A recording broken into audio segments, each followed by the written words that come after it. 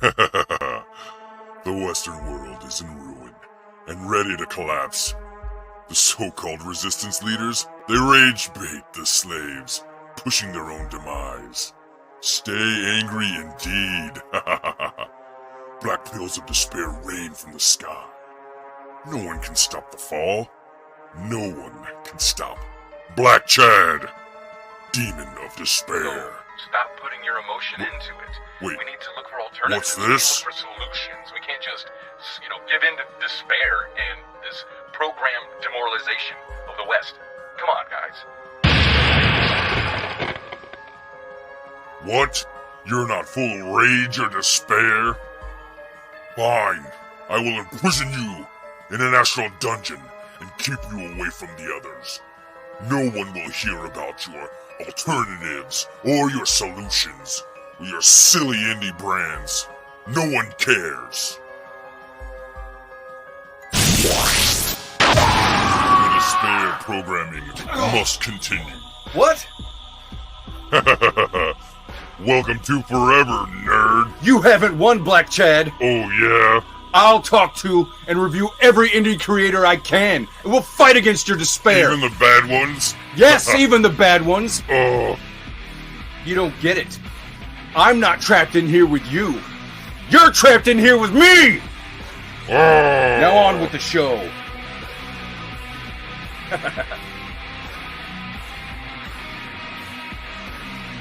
Nerds, woo! What's up, everybody? How are you doing today? What's that? That continues to be a great opener. Yeah. Don't tell him that. It'll go to his head. God, he's such a diva. God damn. All right. Anyways, hello, nerds. Well, I guess this is on a Saturday, so welcome to Saturday. I hope your week went well, and we're gonna have some good jokes, hopefully. Now, so we were kind of waiting on Patio Cakes here for a minute, which is fine, not a problem. Thank you for showing up and everything. But it gave us time to a little, so we may slur a little bit and all that stuff. I know, just it's like Saturday at 1 o'clock or whatever. Maybe you're watching this at a different time, so just consider it day drinking. It's fine. Everything is fine. It's 5 p.m. somewhere. Yeah, talking to my Irish side. The forces of Black Chad were trying to stop me, man. There was like stops on the highway, people pulling over, people going 35 miles an hour on rush hour. Oh. Yeah, he's not a fan of anything. So there you go. Anyways, if this is the first time you're seeing the show, basically what we do is we do some trivia, we make a bunch of jokes, and then we talk about products. So please strap in. And hopefully you guys are into it. We've got 3 categories with 3 questions.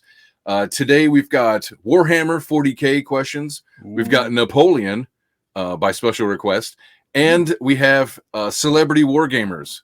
So that'll be fun. Yeah, be a good time.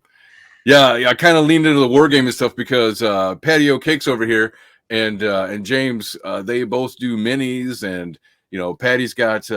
what all do you have? You've got a couple of games, right? Or at least a game? So one of my favorites is this one right here. It is a miniatures agnostic sci-fi skirmish game called Mutants. So I wrote and did all of the art inside of this myself. You can find it for free or pay what you want at giantslayergames.com and biggeekemporium.com. And I dropped it. And so it's been a work of progress for a little while. It's basically made from all of the spam of the rules that I've been working on for a little while. But you basically create a gang of mutant miscreants, and you commit war crimes against your friends and wow. So it's just gang fights. Got it. I love pretty it. much mutant flavored gang fights. Yeah, just low IQ mutant gangs. All right. So pretty much. And of course, James is a well-known writer in the Iron Age community. So thank you for coming back, Mr. Krake. I appreciate it. It's fun to win and try. I'm going to go for the clean sweep again. I think I have a chance on all 3 of these categories. I think you do too. I do. I'm excited. Really don't know any celebrities. I'm surprised I do anymore. I can't name any celebrity, I think, from the last, that's new in the last fucking I'm 3 or hoping 4 one of years. your questions is what army does Henry Cavill play? Because I do know that. Oh, you know, that I- makes a great question. I wish I wrote that down. I don't know that. Shit, you know more than I do already. That's great. I'll give you a hint. Oh yeah. I'm a cyberpunk guy. I'm sure there's like a description. We can talk about this later. It's the same book from last time. Oh, yeah, sure. I can actually talk about my delays to my writing schedule at some point. Terrific. Well, before we get into depressing topics, let's do our categories. All right. So you are the first time guest, Mr. PaddyOCakes. How about you pick? We got WarHammer40k, Celebrity Wargamers, or Napoleon. Mm-hmm. Napoleon's pretty fresh. Let's do. Let's start off with Napoleon. Vote for Pedro. Mostly because Napoleon I'm is hoping that I fresh. can I like end it. strong, unlike Napoleon. So I was the one that specially requested this because Oh, He I did. was talking Yes. about how inaccurate Ridley Scott's movie was. Oh yeah. I haven't even seen it yet, so Did you see all my Metatron's, knowledge is based off of what Bill and Ted learned. Yeah, excellent. Yeah, I don't know. I think Napoleon is I captivating swear to God, this is to about like read about. chicken taters and how cool nunchucks are. Like, yeah. They just want me. The gangs want me for my bow staff skills. we're gonna be in trouble if we got the wrong Napoleon here. You're touch, man. You're touch. Yeah, I'm so out of touch that I didn't realize that there was the French general named Napoleon. You're right, an emperor even.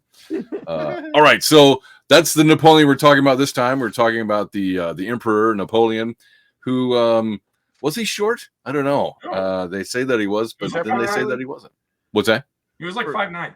Yeah, for his age, he for contemporary whatever, that whole Napoleon complex thing is just it's not based on reality. Like the guy was not a shorty. Fake news. British. They didn't Yeah. like Napoleon. He was very short and he had a very short temper. Yeah. Not your hands than I did. Yeah, very huge, tiny hands. Napoleon, Arnie? huge with the ladies, though. They say that. I don't say that. They say that. Yeah, All the I've got it on. revolutionaries. I've got it on good opinion. All right. Okay. So Napoleon. Dun dun dun. Question number 1. All right. Napoleon was an army general at 26. Yeah. Think about where you're at in life. Right. Right about the age this human organ stops developing. Do I buzz in? You can just. Well, I mean, do you have a buzzer? this It surprised me. I did train my This isn't dog. even a Napoleon. This is a biology The one. human brain. Pituitary gland? No, James said it. What's that? James said it. The human What? brain. Yes. Bing, bing, bing. Yes, the brain development is not complete until near the age of 25 years. Well, Yes. specifically, it refers to the prefrontal cortex. Prefrontal. Yeah. Which Yes, is I can read, your- Chris. Gosh. No, look, dude, No, yes, well, that's my big- that's He's like trying to the get half upgrade, right? That's the You know, that's- software No. upgrade. I No, heard it's that's more than something that. This is Napoleon why. was against. Well, this is why like voting and all that other stuff probably shouldn't be afforded to people in their teens or whatever, or even sending them off to like these responsibilities, because like your prefrontal cortex governs so many parts of like good decision making and future thought and planning. Yeah. And without that, like we're seeing in our society today where the prefrontal cortex is just emotionally retarded. I mean, we're seeing people making very bad decisions, like not planning for the future or any of that stuff. And that's a high result of that. So when you look at countries that are, or continents or whatever that have these issues, it's generally because the median age is considerably lower than it is elsewhere.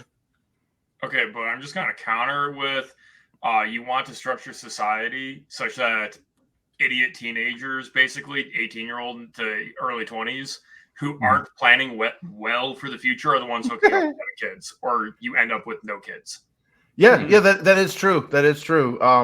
We're seeing that now. Our populations are plummeting, and it's scary.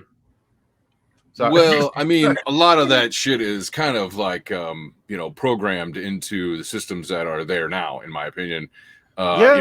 They're not exactly like how many shows, movies, cultural pop references, anything where they show strong families and encourage you to have lots of kids. I saw that going viral on Not Twitter. there. The answer is Spy Family. I mean, the first thing they do as soon as you're like what, 4, they take you from your family and put you in preschool, and they tell you that it's good for you. Otherwise, you won't be socialized. So Well, yeah. that has nothing to do with human development at all. Well, that's the weird thing is our society is directly in opposition to our biology. You know, like James was saying, it's in our best interest to get the 18s through early 20s to have kids, because women after the age of 30 every year has an increase in birth defect when they're having kids. Sure. Well, and consider this. I'm a big lover of philosophy and wisdom, and obviously philosophy, wisdom. So yeah, I would say that if people were legitimately taught basic fallacies, and how to use them, how to apply them to their own thoughts and things like that, it would change a lot of people's lives. I mean, most people, they go through life, they are not even aware that most of their thoughts are complete fallacies. And it really shows on Twitter. Yeah. So anyways. Yeah. So all right, question number 2. Napoleon has many selfies with one hand in his shirt or coat to signify this. It's the contrapposto pose, but signify. Yes. Oh God, there is Kind something of specific. virtue signal, the dagger in his pocket. He's like, I will cut you. No, He's I short. remember We'll cut this, you. but I don't. It is not a dagger, but thanks for playing. Oh, I saw this on Assassin's Creed. He had the apple of Eden there. Yeah. Is that what it was? No. Buzzards all around. All right, Chris, do you have a guess? No, sorry. All right, so at least what the internet says. Let me pull this up, because the internet's never wrong. I mean, the internet says that I have a 4.9 something out of 5 on Infinite Money Glitch. So Nice. Yeah. All right. So I had a there's 2 reasons that I found. A is it's ancient Greek. It's from the ancient Greek to mean manly boldness tempered with modesty.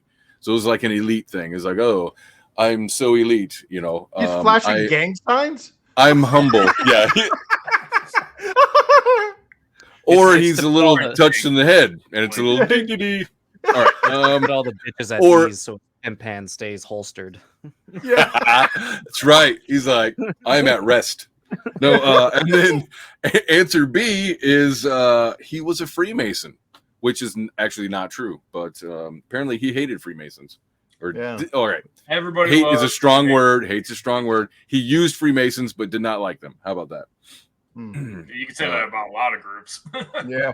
Yeah, I'm sure. Raging ego. I bet there's all kinds of shit he didn't like. All right. Question number 3. With Islam. What's that? He had a very strange relationship with Islam. Really? Yeah. What's that? What do you mean? He was recorded as saying, like, full Machiavellian, that in his opinion, if he decided to convert to Islam, he could probably take over the entire world because so many people would follow him. But he found it just completely barbaric, because the Muslims that joined his army would do things like, "Oh, look, I killed your enemies. I cut off their heads and presented them to you, my liege." And he's like, "That's disgusting." Well, I mean, it literally, the word means submit. I mean, that's definitely a sign that it's probably not a happy, cheery, like, let's spread love kind of thing. Oh, no. You must have me confused with some other conqueror from a long bygone era. His name was Vlad. Yeah. Well, Vlad, I don't know. There's a lot of problems in Western culture that I don't see in Muslim cultures. And I'll leave it at that. Yeah. All right. Let's see. I guess let's try question number 3. Let me get all set up here. Get rid of that. All right. I'm not showing anything, am I? My stuff's not hanging out, is it? All right. Okay. What's the name of the counselor who advised Napoleon that his plan would not work in Waterloo? I don't know. His name's probably Pierre or something. Yeah. Pierre Laveau. Waterloo. Yeah. Starts with an A. Can I get partial credit if it starts with an A? Sure, I'll give you partial credit if it starts with an A. It doesn't, does it? It does not. No. Anybody? One guess. Anybody? Robert. Robert is not it, but I like you for trying. All right, so it is actually Ted Theodore Logan. Oh, come Oh, on. come on.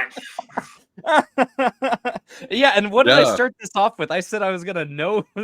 Yeah, he didn't like that at all. I No? forgot to do my homework. Look at it. He said no. Oh, dude, that actor, No.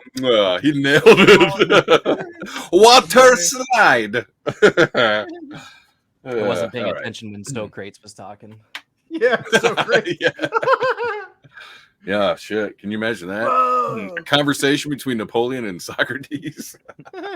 I'm more of a mediocrate guy.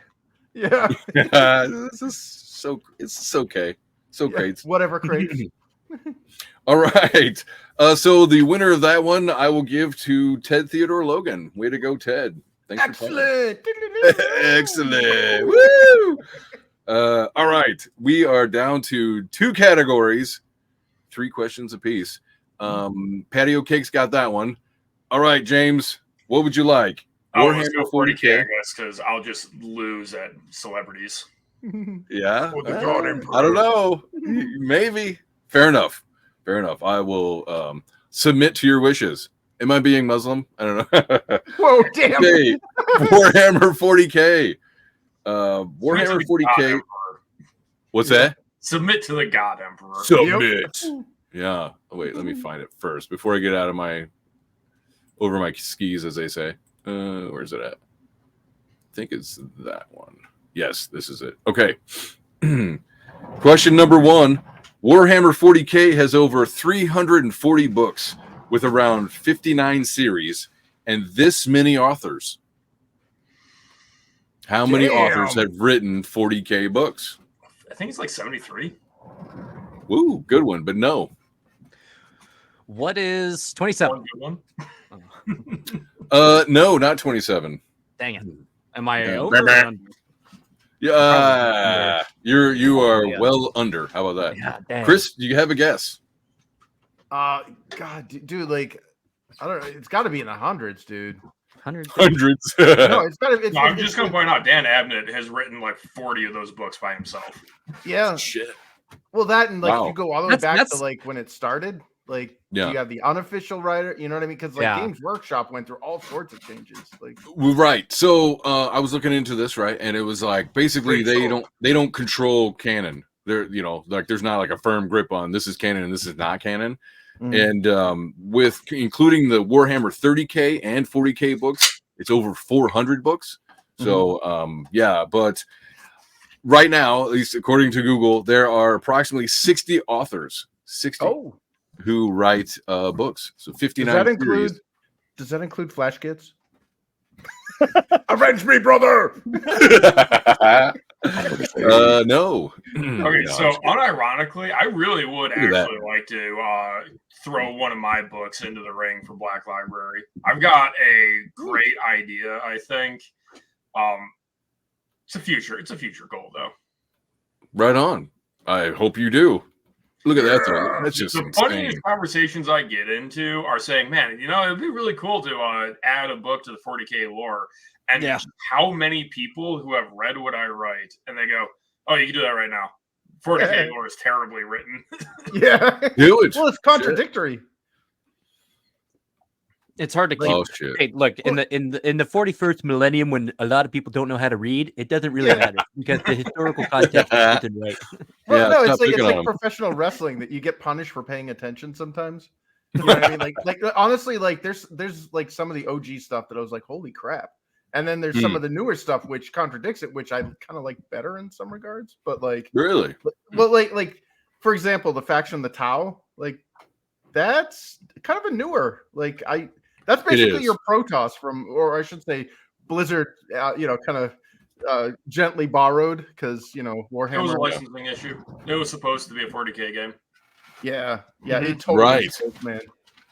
I mean, and it looks like aesthetically and everything. And they borrow like, was it a show or two ago? We had Nick Phoenix Press, and he was saying that he was talking about all that stuff. So, anyways, I'm sorry I dropped the ball on that. I forgot what he was saying. Okay, so how about we change gears? Question 2. Other than the extermination of all alien races, this is the goal of the Space Marines. And you guys may be more knowledgeable about this than I am, but I think this is pretty general. So It has to be the preservation of humanity, then. Yeah, it's a good one. That's where I would Those go are too for it. general. To keep the forces of heresy at bay. Yep. Yeah. There you go. Yeah, sure. We'll go with that. I was going to go with to find golden age tech. Ooh, see, I thought that was an Adeptus Mechanicus, the toaster fuckers. I thought that was their job. Oh, is that right? Well, see, because all right. So all morning I was listening to 40k lore, right? And Nice. there's some amazing 40k lore there is. channels out there. So when I'm listening to this, and I kept hearing this part of was it the STCs or SLCs? Like they're on this quest for constantly they're looking for this golden age tech or something like that to deliver them. Well, it said Space Marines a couple different times. So there's like, they're just a faction of right. Or to say they're just a military unit. A part of it, yeah. Yeah, the Imperium, yeah. But I mean, these are like the most famous out of everything, right? Yep, they're the most childs. The Ultras. And they're all men. The Smurfy boys never ask an Adeptus Astartes what race his girlfriend is. Yeah. Guilty pleasure. Hey, it only applies if you're below 7 feet tall, okay? If you're above 7 feet tall, the Eldars are all fine. Yeah. Brother Sigmus, it smells like fish. Oh, the greats are good. Yeah. I'm going down, brother. Yeah, blood for the blood god. Okay. So question number 3. This powerful psyker and scholar was decreed the hero by the Emperor of Mankind when he used the last of his life energy to allow the Emperor one last command before being interred. Oh, yeah. Yeah, that's huge lore. Mm-hmm. On behalf of all of the spooky boys from the other side of the galaxy, I would like to say that Magnus did nothing wrong, and then I'll leave it at that. Magnus did nothing wrong. I 100% agree with you. Yeah, he was eliminated with a bureaucratic error. So okay, I don't know. You no got me on guess that one. All right, it was what's his name? Malkador. Yeah, Malkador the Sigilite. He looks like he exists not in the 40k universe, but rather like I know. I was kind of like, wait a minute. The God Emperor actually has a really bizarre background. Like before he revealed himself, it is straight up fantasy work, which is part of the charm of the setting, in my opinion. Mm-hmm. Right on. Yeah. It becomes sci fantasy at some point. Yeah, it's so cool. I'm so into it, man. He's like Merlin to the God Emperor. The Emperor. That's what it looks like. Yeah. It's no longer that the world is a dragon. The entirety of all the universe is a dragon, and it breathes fire. Fuck yeah. I like what you're spitting. So there we go. I'm gonna give that one to Malkador. So way to go, Malkador. He got the most out of that one. Like a chrome dome. Makes a suction. Well, you're talking about Nigel, right? Merlin, Nigel's Merlin.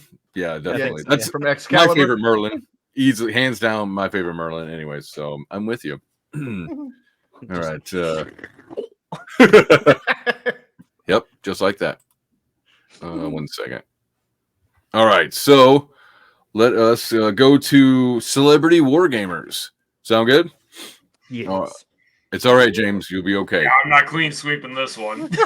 I'm going in for like the undercut at the knees. Like, oh, you're gonna get. Yeah, this one's gonna be Patty. We got it. He's a scrappy Irish American from the other side of the coast. Oh no, it's the little people, they're kicking my ass. Now, Patty, do you have your whiskey next to you? Are we good to go? Let's go. All right. Question number 1. This celebrity wargamer has been in dozens of movies, probably hundreds. I don't know. His last movie was a Star Wars movie in 2016, even though he died in 1994. Oh, it's the same guy that played Sherlock Holmes. Peter. Peter Cushing. Cushing. Need a name. There you go. Peter Cushing. Yes. Who is Peter Cushing? Peter Cushing. All right. That's So Doctor Who. No, I don't think he played Doctor Who. He Is played that, Sherlock can you guys Holmes. do that or no? No, he played We can Doctor Who see it. in the movies of Doctor Who, which were technically not part of the BBC. Yeah, here he is. Look at him painting those Napoleonics. What a nerd. What a nerd. Makes him Dude, really he's one of good at the- Starfleet. Oh, they are. battles. Look at that. No, he's one of the OG badasses, man. It's him. What's Yeah. his face? The guy that played Christopher Lee. Yeah, and, Christopher Lee.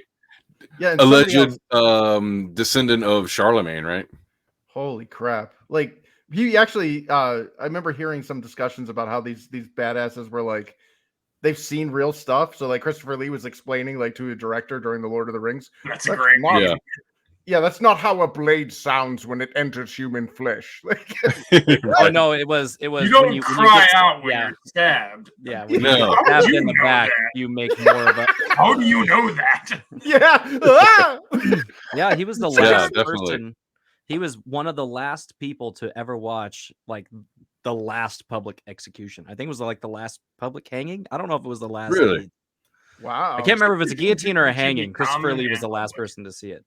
But Peter Wow. Cushing, like Whoa. seeing Peter Cushing set up his war game on the floor reminds me of when me and my wife first moved into our first apartment and we were Nice. playing War Machine on the floor. We had duct tape to like The out on bones. the floor to dictate where the ends of the table were. Yeah. And Look, you're out of I bounds. still have, Can't yeah, set I 'em still away. have like the very first pieces of terrain that I made. Oh, They're just nice. covered up with a bunch of minis right now. Oh, cool. All the Very nice. display piece now. So, all right. Let's look at celebrity war gamers. Question number 2. This will be a good one. I think you guys will like this. Okay. Known for his fast-paced comedy, this celebrity wargamer named his daughter Zelda. Who is Oh. Robin Williams? Yes. Oh, cleaning it up. Dun, dun, Yeah. dun. Yeah, he's Yes, actually there got he a really is, cool Warhound like- Titan. Yeah, there it is.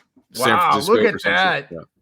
So Zelda auctioned off a couple of his pieces. She didn't auction off all of it, but she did auction off quite a bit of it for a couple of children's charities. Nice. Oh man, for I must her, have been man. like 6 years ago. I couldn't Wow. imagine having a piece painted by Robin Williams. Would have been really cool to play with him, I'm sure. Oh yeah. That would be Any idea how much badass. it's worth? Yeah. Charity What's that? auctions go high usually.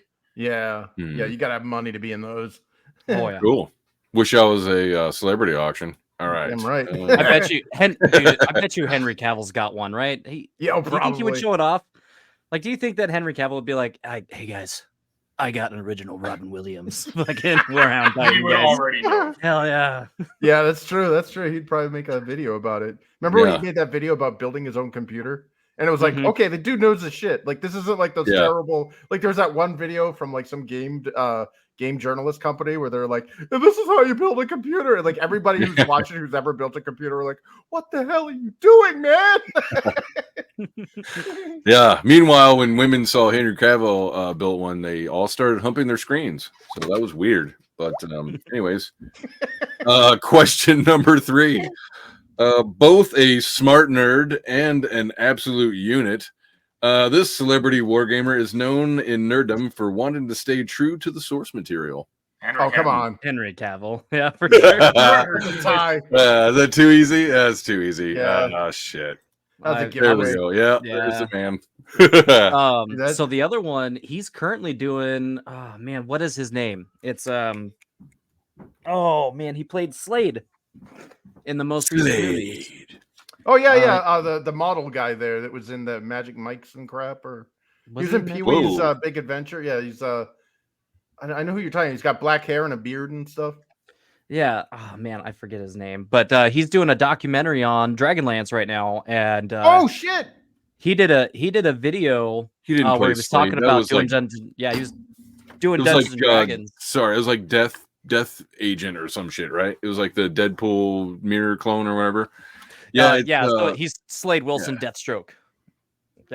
oh, is that what I see? You said Slade. I was thinking of. Is that the same one that's in Teen Titans? He's a Teen Titan Yeah. bad guy. Mhm. Slade. Yeah. Okay.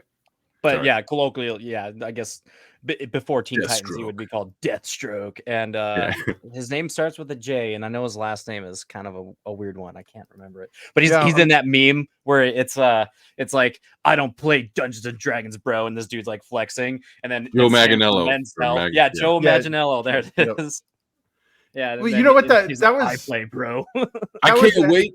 MJF I can't wait too. to see what he does. That'll be great. Hopefully. Yeah, that was the wrestler MJF that did the I don't play Dungeons and Dragons. He's like a heel, like he's kind of an ass. He does that intentionally. And then Yeah. Joe just came in and just raffle stomped him.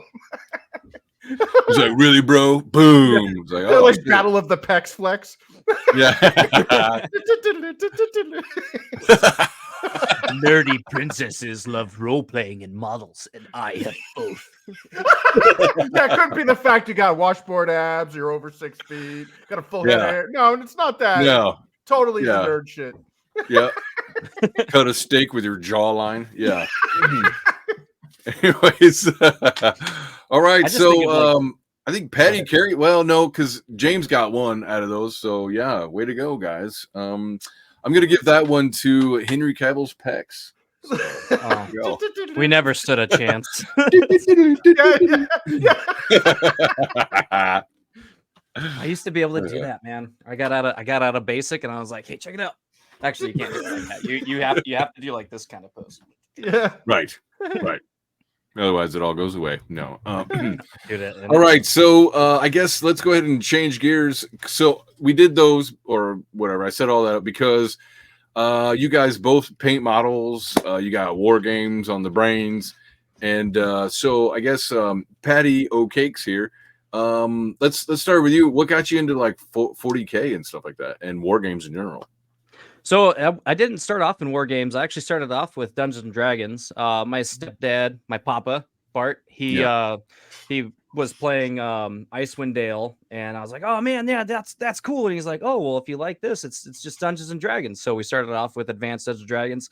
Played 2 or 3 sessions of that. I was a half-elf fighter and got my butt kicked. And then he's like, "Well, man, if you really like this, your mom's been getting me some of the 3.5 books for my birthday. We could play that, and there's still books coming out." And so we did that.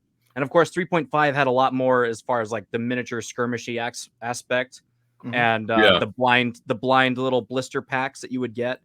And so I started to make terrain for that way back when, and going into the store. And I remember seeing a couple of guys playing 40K, but I didn't have the money at the time, so I didn't think of it for a really long time until I grew up, went off to basic, and I came back and had some money to blow, and I bought a bunch of Space Marines, specifically Dark Angels and Necrons. Tried to get my wife into it. She wasn't super into it, but then we both got into War Machine and Hordes, and that was nice. A big part of our relationship for a really long time. And now we play a bunch of skirmish games, and now I write them. Very cool. Nice. That's so cool. That's crazy. You found a woman that you can play your war games with. That's great. Good for you. Yeah. How do you do So now that? I can say that I savagely beat my wife at war games. Oh no. Fuck yeah. No, This is as a matter of fact, asterisk. no, she beats me all the time. And what's worse is her and I recorded an episode of playing Company of Iron, which is a War Machine skirmish version for Wargamer Girls channel, Miranda the Wargamer, and she's on YouTube. And she beat me for all of the internet to see. And when we were recording the episode, she was calling her rolls right before she rolled them, like just adding insults to my injuries. Oh no. No, Babe she's Ruth of dice rollers. Yeah, she's really good, and she used to paint a lot, but now she does a lot more knitting, and she lets me do all the painting, and then she just kicks my butt with models that I painted for her. So it's not from lack of trying either. Hey, at least you can say you beat your wife. That's pretty cool. Once or twice. It's very Irish of you. No, I'm just kidding. All right. The rule of thumb: so long as it's no wider, the ruler is no wider than your thumb. Not the face. Not the eyes. So, No, dude, all right, but you find a woman who will play what is it, miniature games with you, man? That's a keeper. Oh, for sure. Yeah. So look at that. All right, so this is your website here, Giant Slayer Games. Is that right? That's not my website, but that is my storefront on Giant Slayer Games. So Giant Slayer Games, if you guys would like to hear about our Lord and Savior, Giant Slayer Games, it's just an alternative to Drive Through RPG. It's really cool. The guy that runs it is an absolute boss monster. I love working with him, and it's just a place for people to list and publish their their books. So like James, if you write a novel and you don't want to publish it through Amazon, or you just want to put it somewhere else, you could publish it through Giant Slayer Games. It's a little bit different if you have like contractual publishing agreements, but if you self-publish and it's all you in-house, I definitely recommend it. There's the commission is much smaller than Drive-Thru RPG. Granted, we are trying to build it, so it's still a work in progress, but very important to us because the alternative is Drive-Thru RPG, and I just inherently don't trust anybody who has a business named One Anything, because I've read Lord of the Rings and like the One Ring and all that. So if you're gonna call yourself One Bookshelf, I'm like, yeah, that's where I have a little bit of a problem. See, because if everything exists on one bookshelf and it burns down, then I'm left without my books. So I was trying to pull up your Big Geek Emporium link, and it keeps trying to give me something to download. So I'm not sure what that's about, but that's on your Twitter. Oh, I'll have to. Yeah, thank you. I'll have to fix that. It's so I have 3 books on Big Geek Emporium. One of them is a. If you guys are familiar with Miguel and Sylvia from the Red Room, they did. They've been on the show. They did an insensitivity reading on my very first published book, which was this year. Called The Boy from Mez Tejas, and it was basically a Venger Satanist Chalt adventure. It was a Chalt South Park style parody. What's Chalt? So Chalt is Chalt is the brainchild of Venger Satanist, who has Corthalis Publishing, and it's a very sci-fi gonzo world. So like while you're running around on there, you have the city of Gillette, which is run by a bunch of femcel warrior women, and then you have let's see here. It's the Dharma Initiative. If you guys are familiar with Lost, you can run into those guys. So it's basically Venger is a huge cinephile, and Chalt is the role-playing game setting where you can have a romp and have all of these really fun pop culture references and fight with or against bodacious babes. Very, very inspired by like Den of heavy metal and I like it already. Yeah. So if you took Den and Tarna and made those into a world, so and then with a little bit of He-Man and Thundar. Yeah, Thundar. There we go. And Thundar the Barbarian. A lot of Hyperborea type stuff. Giant desert worms. So the very first thing I ever published online was The Boy from Mez Tejas, and that again, free, pay what you want. Specifically at Big Geek Emporium right now. And Big Geek Emporium, Joe and Randy, they do a really good job. Also trying to fight the evil overlords of Drive-Thru RPG. Yeah. And I think it's really cool to see these people trying to, first off, at great financial sacrifice, give a spot for the troublemakers to publish their goods. And, definitely. I need Big Geek on the show. I've met him, but he just hasn't been on the show yet. So, I got to put that into plan for sure. So, yeah, that's so cool that you've got it on. You're like, screw Drive-Thru. Why don't you like Drive-Thru? So I actually, the whole reason why I decided to have an online presence was because, so I was on Facebook, I was writing my games, and I was really just kind of doing it just to hang out. I wasn't necessarily trying to become big or try to network with a whole bunch of people. Yeah, Big Geek Emporium's trying to download something. I have to ask them. Maybe something's up. Yeah. Well, okay. Where was I at? Oh, yeah. So Drive-Thru RPG has a huge problem with if they didn't have double standards, they wouldn't have any standards, right? Yeah. And so I'm hanging out on Facebook. I've been streaming, talking about like basically vlogging, making games. My wife and I used to hang out and paint miniatures and talk about girls selling farts in jars. And I just out of whims, because I was like, man, I'm not getting any reach. if I release this book, basically just releasing it for my friends, I need to go like network with some people. And I was like, oh yeah, I need where are the conservatives on Facebook? And straight up, there's a Facebook group, and I think it's ran by Venger, called Conservative OSR and RPGs. And it wasn't long after I was joined there and was like lurking around. I saw Venger post that he had gotten kicked off of Drive-Thru because of the Roe v. Wade decision had been made, and everybody and their dog had made these bundles for reproductive justice, whatever that means. And Venger, being the stand-up and awesome dude that he is, was like, oh, well, if you guys want to make that, then why don't I make one for,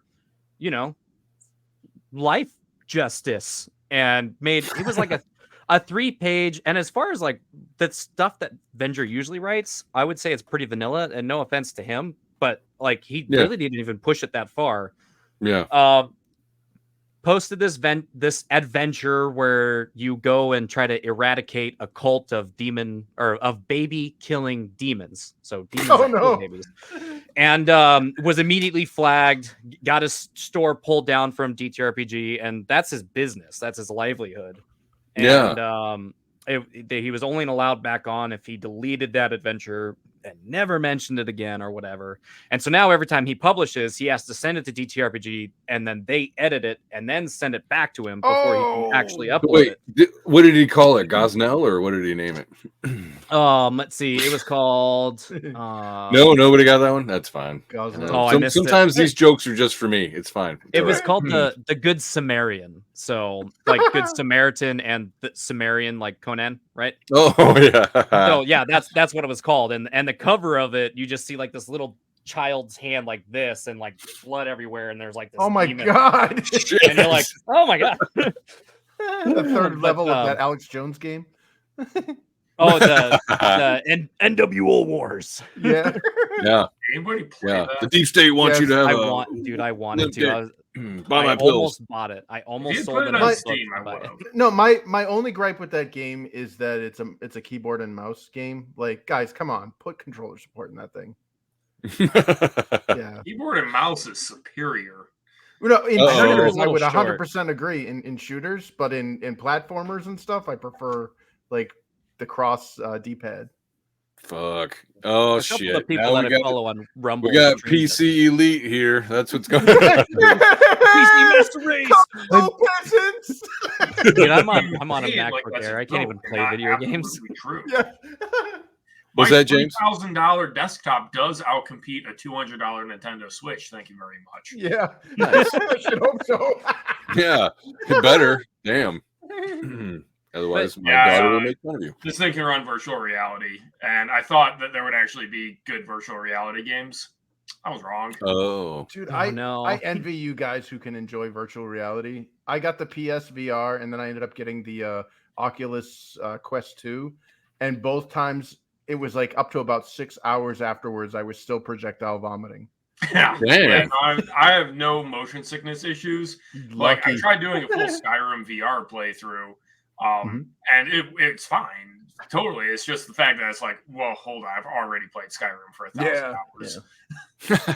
Yeah, like the only games worth playing are Beat Saber and Skyrim. That's the shame of the VR tech, is that almost every game is this little bite-sized tech demo. Like there was a Guy Ritchie inspired game that came with a PSVR demo. I loved that. You're basically in a heist, and you're like. Hell yeah. You're in the car, so there's a lot of like on rail stuff, but like it felt amazing, and it's like this is what VR could do, and do like really good, like immersion wise. And we're not seeing that. We're not seeing any kind of like legit, like you have like Half-Life Alyx, which was pretty sweet. But yeah, man, like we need like some legit long, like if you're blowing all that money on the hardware, give me a game that's longer than 15 minutes. So I think what happened is because people like being negative, there were enough people complaining like you about motion sickness that it basically spooked every major developer. Because they're just like, oh my God, we're losing 40% of players to motion sickness, instead of looking at it as, the market for VR is 60% the size of normal, so we will budget accordingly. Because 60% of people are like me and can just play for 12 hours straight, and the biggest issue is whether or not your arm gets tired waving a sword for 12 hours. Yeah. You will get strong. No, here's my thing is I watched a video of AR, not VR, but AR gaming. Yes, which looks way cooler. I do not get motion sick on AR because the fluid in my ears doesn't mismatch the horizon that I'm standing on and all that stuff. Right. And they had a lag. Yeah, it could be that too. Your frame rate plays a huge part of that. But like, it was a game where they basically, if you've ever heard of Sword Art Online, like I don't know how many of us here are weebs, but like, there's an anime called Sword Art Online. Hold on. You do see what's on my wall, right? Ikuzo! Yes. So desu. But you basically in this AR, you spawn in monsters and you're literally fighting. Like this guy was demoing it in his own backyard with an Oculus Quest 2. So he was untethered, the whole shebang. And it looked like, dude, this is what could get the fatties to do some exercise. This looks so awesome.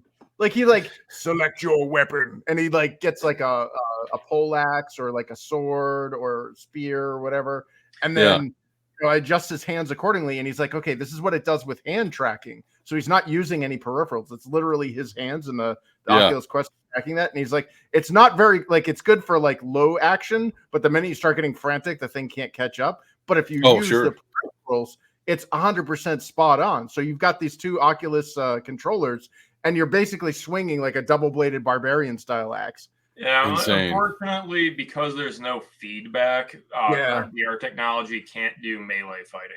But if you ever played Super Hot, though, that's like the third game. Even though it was like one of the first games that came out on VR, it's still like one of the best things to play because it's a bullet time, like Matrix level bullet dodging shooter. Yep. Yeah, every time you move, and it's low poly too. It's not even super graphic intense. Right? It's no textures. Artistic decision they made. Yeah. Look, if I don't get Lawnmower Man style kind of shit, then I'm not interested. If it can't make me smarter like Flowers from Algernon, then I don't care. Get AR for while you're on your lawnmower. You're just like on the rails, like shooting weeds that spread up. Yeah. Mario Kart. You're playing Mario Kart while you're on the lawnmower. I'm guessing you guys haven't. What's Aaron up to? I don't know, but his lawn looks great. You haven't seen Lawnmower Man, have you? Nope. I haven't. No. Oh, that's what it is. Yeah, they're too young. Look at that, Chris. We are so old. Oh, it's nice to be called young now that I'm an old fuck. Now that you're 30. Yes. Welcome to Dirty 30. Oh man. Oh wait. 30 is Lawnmower old. Man. Oh, I'm in trouble. No, I remember Lawnmower Man. That's the one with Pierce Brosnan and the simple and guy. He's got a retarded. He's got a retarded neighbor who mows the lawn, right? And he he puts him in the VR machine, and like Flowers of Algernon to get smarter, right? Like he throws all these arcane symbols, and that's supposed to do something to his brain. Yeah, and then he gets all like super smart and like psychic. Yeah, I think it was a Stephen King. I think it was a Stephen King novella or some shit. Yeah. Yeah, it came out in the early 90s. If you want to know what the future is going to be like, go watch Lawnmower Man. Still waiting. Come on, guys. No, all they do, dude, seriously, if they could get AR with that fighting and get haptic feedback, so it's like you're saying, like to handle melee or CQC or whatever, like I'm down for that because I was doing the Fatty McGee after playing a sim. It was like Sword and Sorcery or something. I was interviewing at some company. And I'll just pull my Steam library. I know what game you're talking about. Yeah. There was an AR version of that that they were considering. It was in like prototype phase, and I'm sitting there, and I was just like, "I'm sorry." Why? Were you out of breath, or somebody sexually harassing you? Yeah, no. 10 minutes after playing one of these games where it gets frantic, like where you're moving around and like you have to parry, repost, lunate, all that stuff.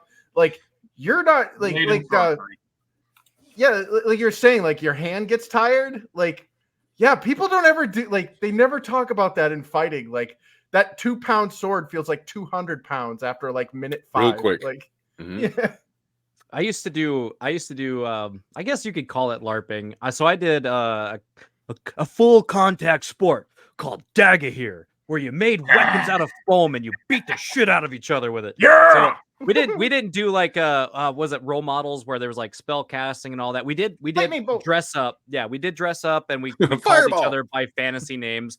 But basically Sure. we were just playing like rugby and like team deathmatch and shit. Awesome. And I still have I've seen them in the park. They my get their leather mask. swords out and they're Oh, yeah. damn.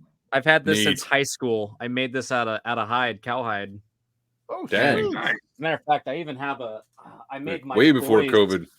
I made my boys a foam shield, and they've got I a couple have of this swords so sitting they can next beat to the you. shit out of each That other. is solid. Yeah. I've He's got a it. Well, boss in there so and everything. where you see like where I sit and hit my desk, my wife's got all of her sewing stuff, so I have Yeah. to recover this in cloth because they ripped it. So Ah, it's in here so that way she can cut out the fabric to recover it. Okay. that's awesome. Yeah, that is awesome. It's very cool. I guess in the spirit of that, I'll show you something. Watch this. Is this Hotline Miami live action? Huh. Oh, Oh, oh, they're blindfolded. They can't see. nice. Well done. He's like right there. It's like where? Oh, We're like trying to like guess. It's like playing paper rock scissors. This is like board cock frisbee. oh yeah. Here we go. Oh man, Oh, that's gonna oh, be my oh. boys when they grow up, man. I'm not that far away from that. He's like got him. Yay!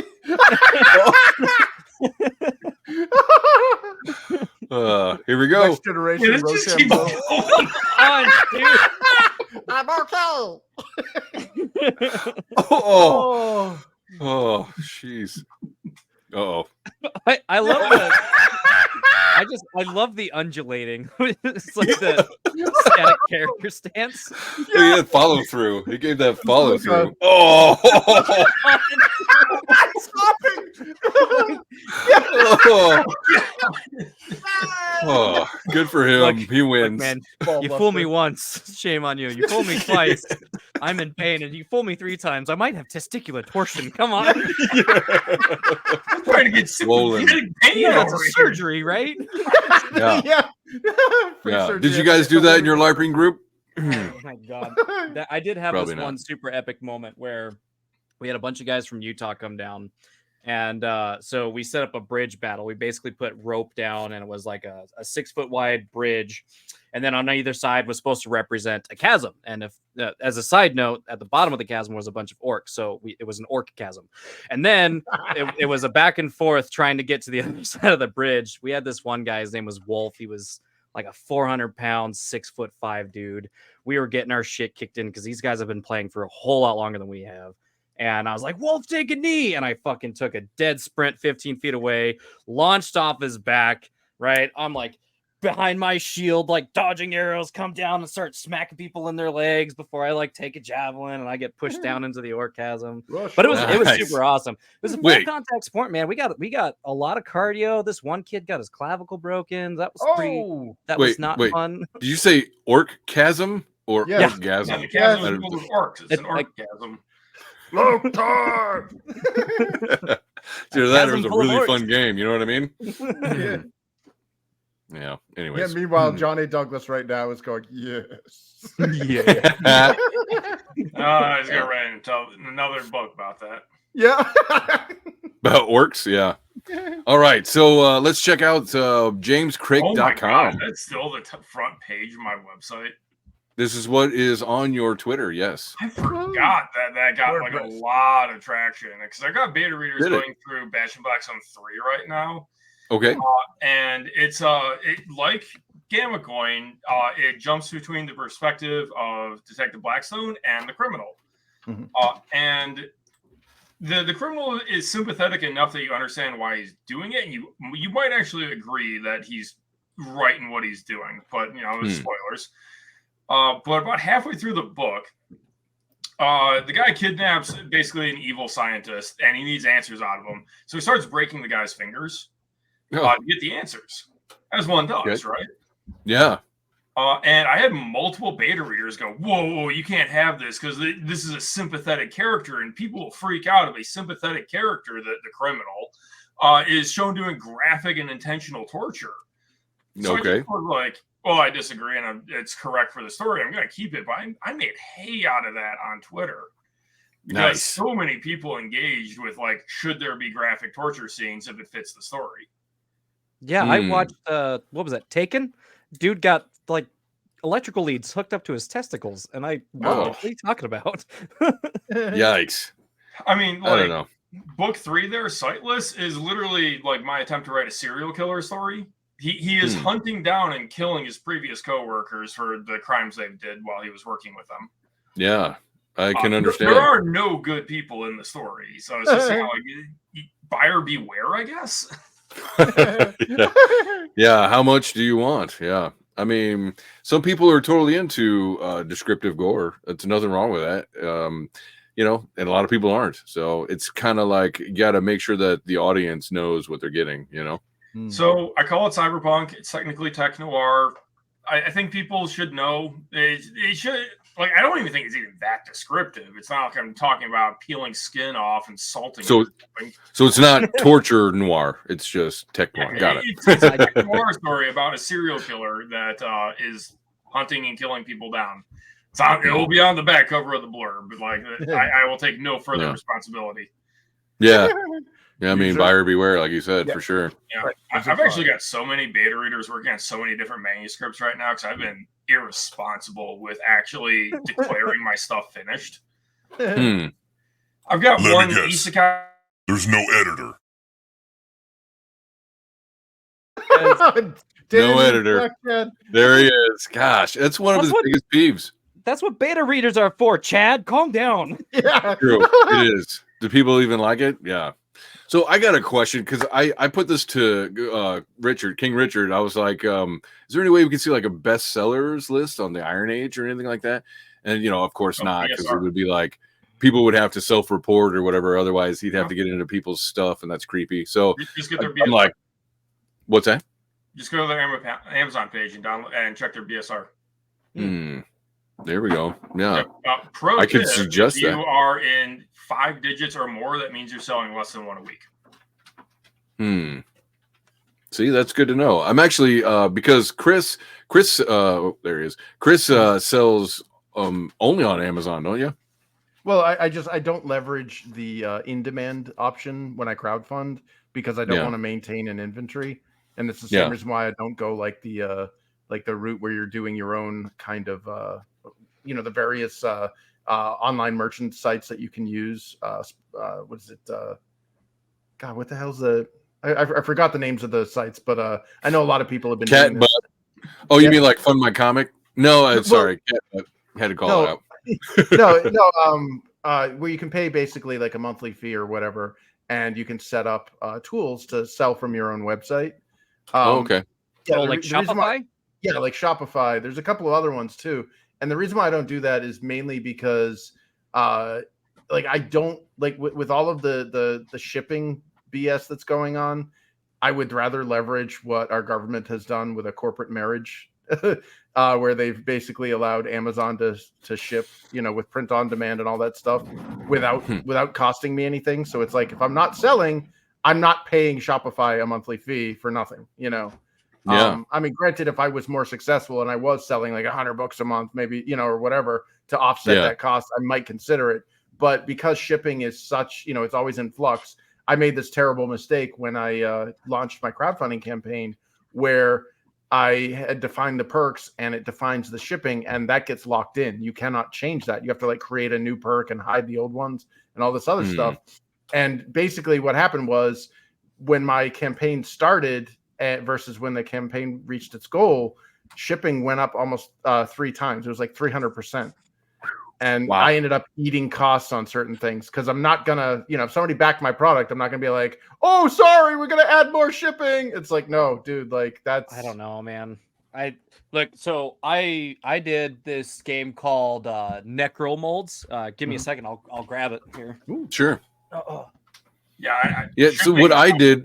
sorry to interrupt. So what I did on my Indiegogo, and I think it's on my Fund My Comic as well, is I just put in like, I don't know if it's max or not, but it was like just a flat rate of $10 for, I think, international shipping, $8 for states shipping, and it seemed to work out because it kind of covered overall, like any kind of in betweens.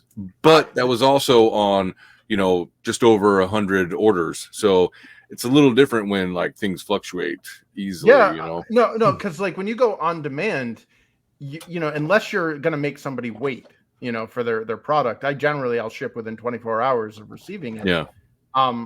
You're trickling in those sales. You know, you're not giving them one big Yes. bulk, and as a result, you know, prices vary day to day, and it became incredibly frustrating where I preferred to just leverage somebody else's inventory management and all that stuff. And that's what Amazon did for me. Unfortunately, they do take a major cut. I've actually had to raise the price of the book because I didn't want to compromise the quality of it. But they're like, oh, by the way, as of July, whatever, your book is too cheap, or you're not asking for enough because our costs have gone up. So you're gonna have to raise your product by like $1 or whatever. And you know, so I did that, and then also my sales went. I'm like, oh, gee, thanks, guys. Thanks, Amazon. Have you heard of Lulu? Lulu. So Lulu is a print-on-demand service. And I've heard tabletop guys mention it. Yeah, so I forget. So if you're interested in drive-through RPG, so I would like to get back to that eventually. But anyway, sorry, Big Geek Emporium, when they're working, they do print-on-demand fulfillment through Lulu, and I believe Giant Slayer Games does. I'd have to check if it's Lulu that does it. But so long as everything is formatted, you could do the print-on-demand, and all the shipping is taken care of through that, so you don't have to deal with that yourself. Nice. But nice. with Necromolds, as far as like the Kickstarter goes, it was right after the pandemic, and you know, he was trying to get. Dang it! If I can get this to go. There we go. Yeah. So that's what he did. He was like, look, because of the pandemic and everything having to stay in storage as it was waiting for its churn and queue to get put on the shipment barge, you know, my rent costs have gone up, and I basically, it came down to, I'm going to match dollar for dollar anything that you guys give in order to make sure that we can pay the storage rental fees and get it shipped out.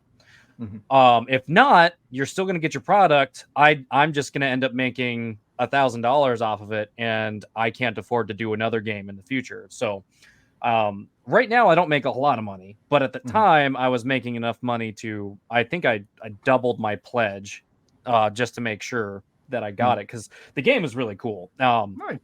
And if you guys are familiar with the Goodman Games fiasco that happened recently, the creator Clint Bohatti, he was actually going to be speaking at that Goodman Games conference that they were having, the Indie Creator Summit. If you guys are familiar with, I did not know that, but I did know that Diversity and Dragons, he had done a show on it. I just haven't watched it yet. Yeah, talking about the Goodman Games. Yep. So what happened with them?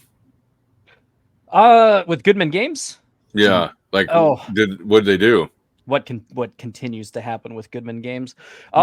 So it's it wasn't that big of a deal, and I was one of those people that kind of blew it out of proportion because I misunderstood what I misunderstood what somebody else had misunderstood, and I was like, oh, angry NPC meme. I'm not immune.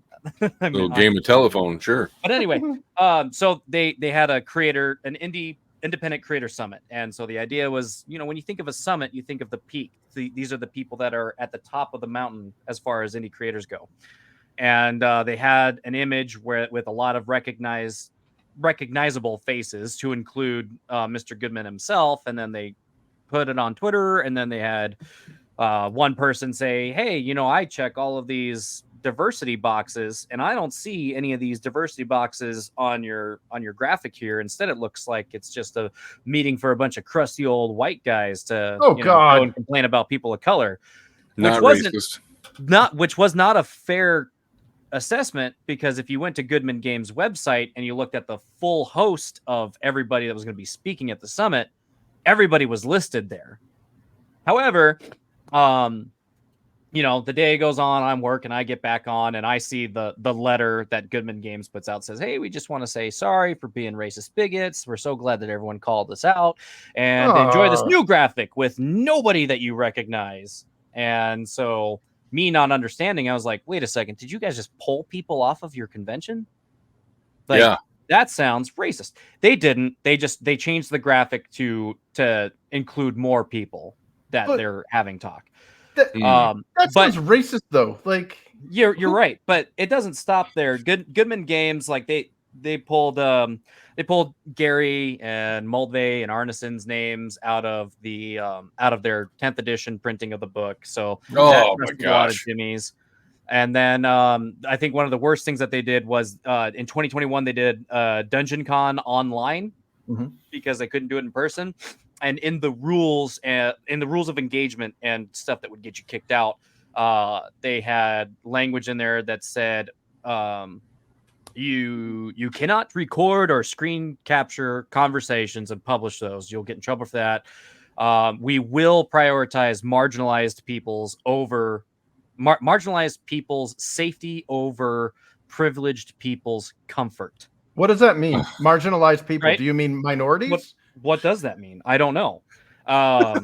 So, you know, I was reading that, and I was having a conversation with another personality, and actually quite a few. And it's really funny the lack of self-awareness that people have. I say stupid stuff on Twitter all the time, but I would like to think that I'm a little bit more humble and I can accept it. I mean, I'm stubborn, but if I'm being dumb and somebody provides to me some context, like, "Hey, Patty, you're being an idiot."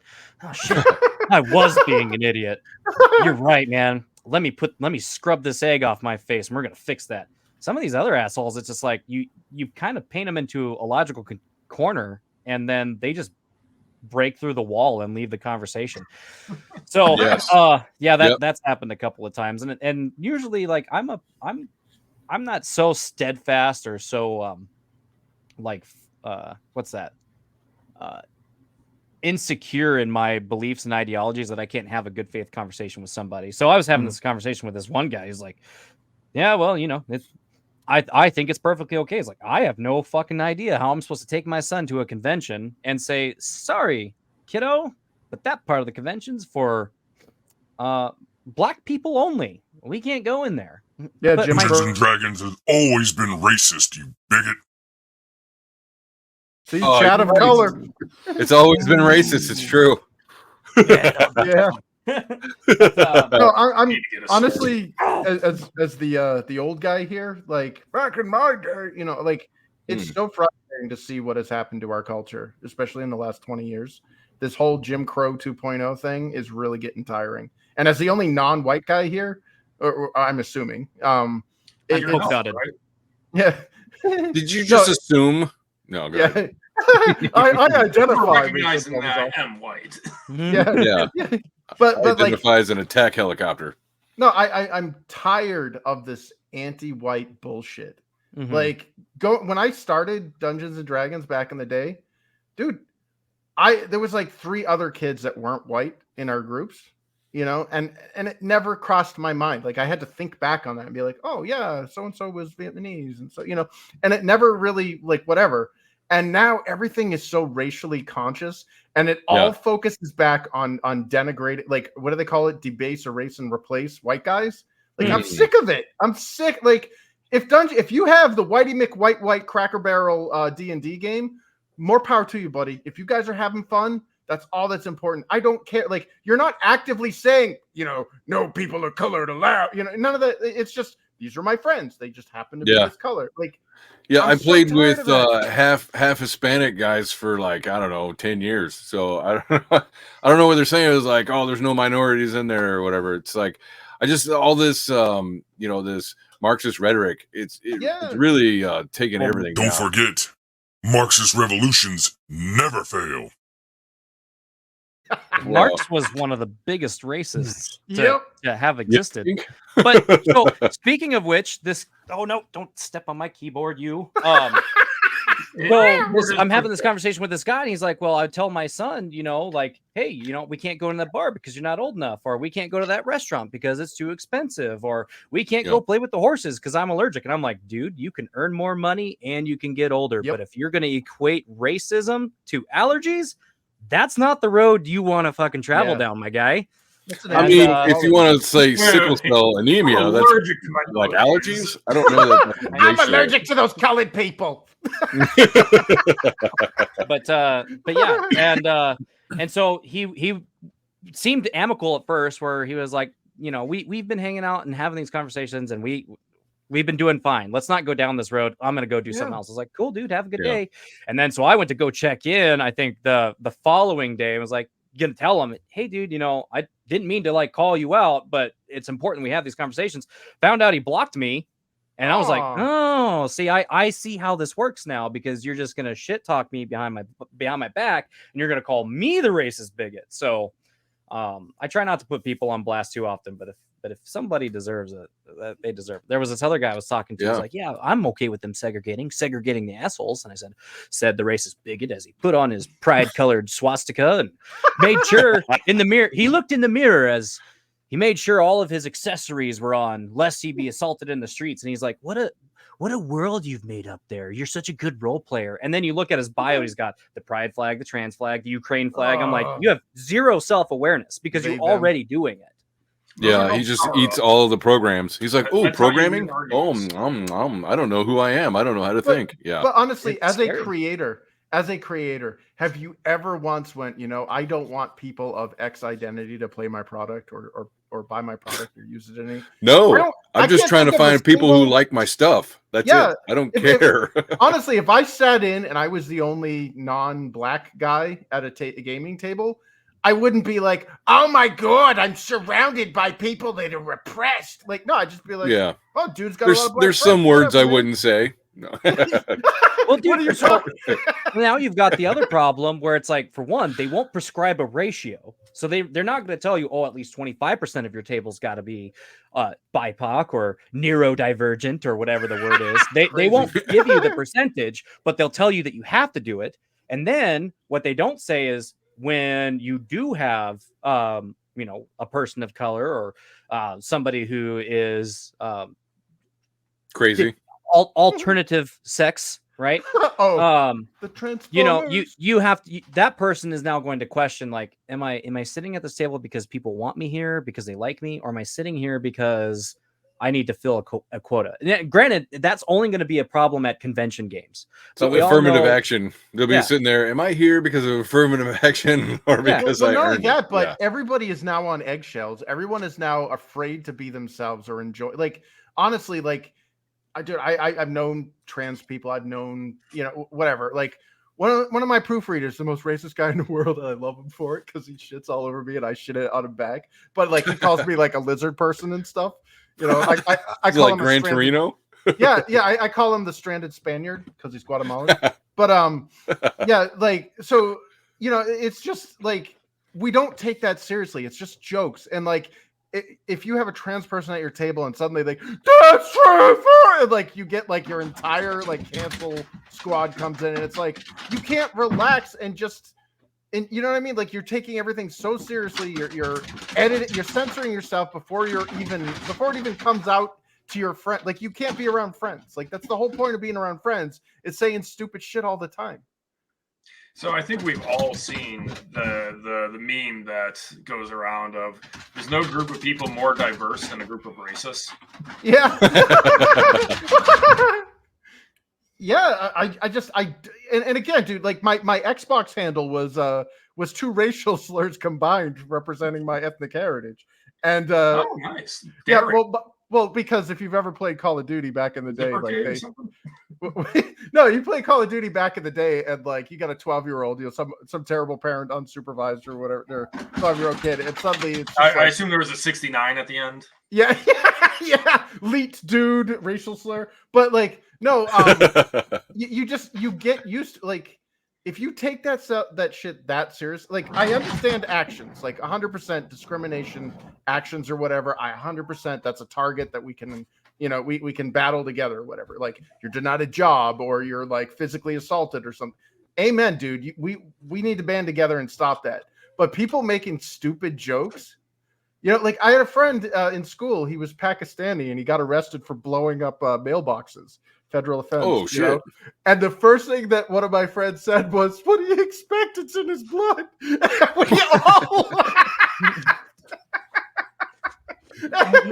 Look, Father, he can't help himself. Please forgive him for his sins. Said the scorpion. Yeah. But like when he came back to school, we told him the joke, and he's like, "Oh, I'm gonna use that as a defense." It's genetic. I have not had very good role models. I was born this way. I was looking at my culture. Yeah. I'm expressing my culture. But like, it's messed up. Like, if he would have just waited like 15 years, he probably would have got away with it.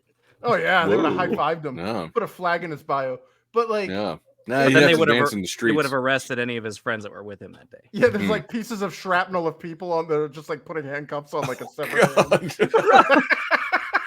But like, if you're at a convention now, things are so tense and so divided that there literally is like a hall monitor walking around at like tables going, "There's too many white people at this table. You got to take a few people out." That's crazy. Like, what the What hell? convention are you talking about? Last year I went to, or this year I guess it's still 2023. I went to Gen Con. There was nothing like that at Gen Con as far as I could tell.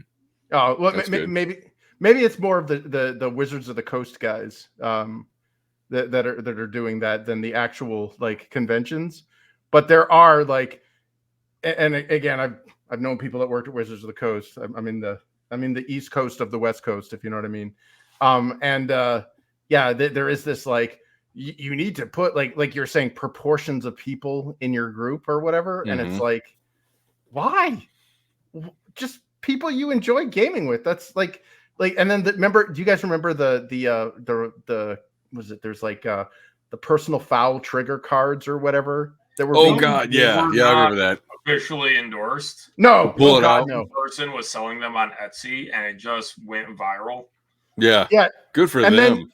But then you see on like LinkedIn or whatever, you see employees of Wizards of the Coast going, "Amen, bravo, your courage!" Like, and it's like, is there an asterisk there that says this does not represent the the company or affiliation of this? Because it's like a lot of these people, dude, they're all they dove into that stuff like head first, and it's so alienating. Where you have a conversation with them, and all of a sudden you hear problematic. You hear marginalized people. You hear privileged people. And my favorite is when they call you white. I got a white name. My last name Fisk. That's Norwegian for fish. Yeah, it's pretty Norwegian. So, and you look at me, I got like the Tim Pool effect. You wouldn't know Tim Pool's like part Korean either. What's your middle name? He lets you know. Yeah, every 5 minutes. But if the beanied one didn't tell you, you wouldn't think. Yeah. It means I have a high IQ, guys. Okay, guys. It means I'm good at math. No, but like they see that and like you get the resent, like, how dare you speak on that topic, or you don't know, or blah blah blah blah blah. And then they'll see like photos of your family and they're like, "Are you adopted or something?"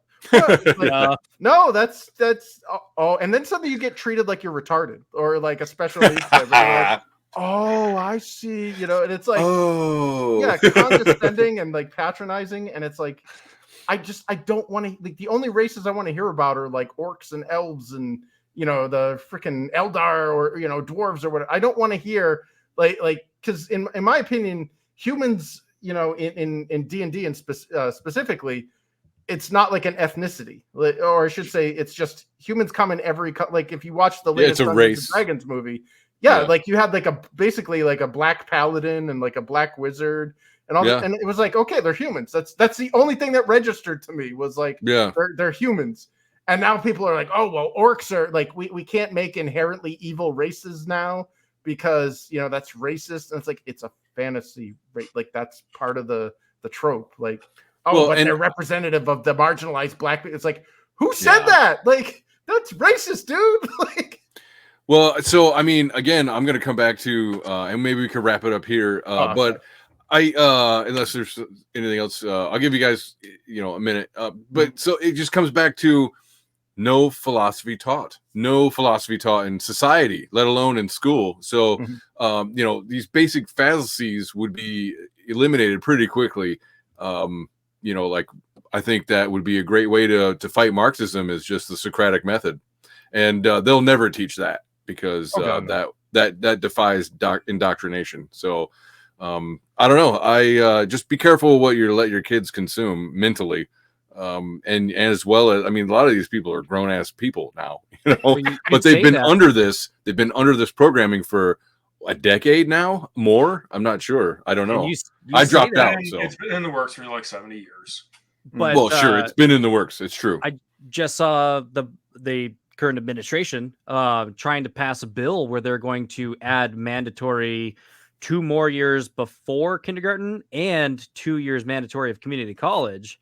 And so I was like, man, you like irreversibly jacked up all of the kids that lost out on all the reading and the arithmetics. Yep. During the pandemic. And I think what the stats were like, they just sent us like 20 years behind or something like that. I don't know how that math works out. Well, you got to keep them, you know, infantilized or whatever. Like they have to be immature, you know. But yeah, they want can't function. You know, there's more homeschoolers than ever now before, and all of a sudden there's this act where they're trying to add 2 years before K through 12 and 2 years after K through 12. So more indoctrination from an even younger to a more old age. Well, and one of the main things of public schools is to teach to listen to third-party authority. So it's just, you know, you line up, you raise your hand, you ask to go to the bathroom.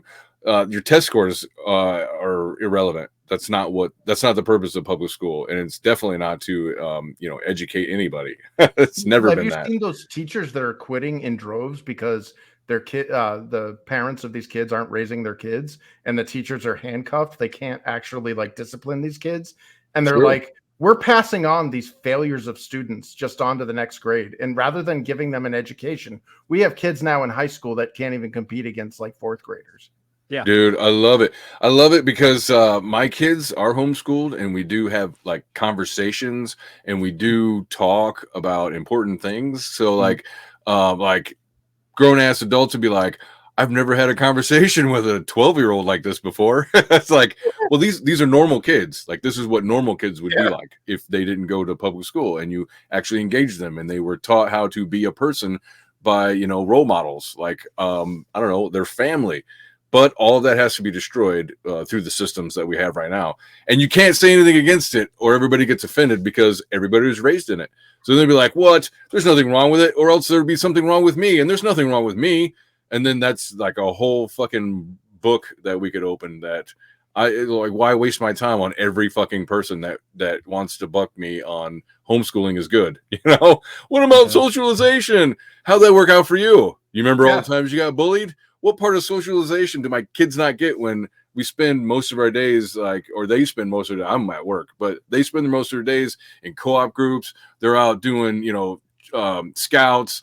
They're out doing activities, volleyball, you know, all these different things. And you're going to tell me they're not socialized? Like, meanwhile, adults are like, I've never had a full conversation with a 12-year-old. Yeah, exactly. Exactly. We got like 3 big sales for homeschooling. And first and foremost, which might be important for people who watch the show, is RPGs as now homework, because you get to practice like practical thinking, common sense, math skills, writing. Basic math. And not only that, but using abstract thought and applying it. Like, and imagination.